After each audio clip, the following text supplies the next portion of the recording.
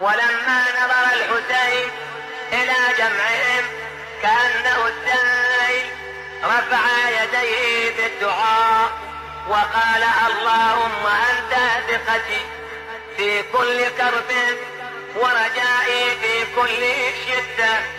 وألف يسمعه جلهم: أيها الناس اسمعوا قولي ولا تعجلوا حتى أعظكم بما هو حق لكم علي، وحتى أعتذر إليكم من مقدمي عليكم.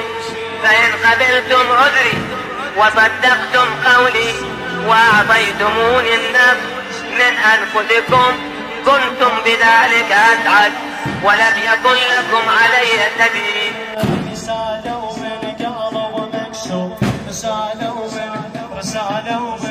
رسالة ومن قلب مكسور من بنية علوية إذا العفوني بس أزحف وما أمشي على رجلي وهم كم صباح الخير كنت أسمعها يومية كنت أسمعها يومية. عيني لو حضن أبوي حسين علي لو حضن علينا عيني لو حضن أبوي حسين مستشفى يداويني ينومني على نفاسه وبرمشي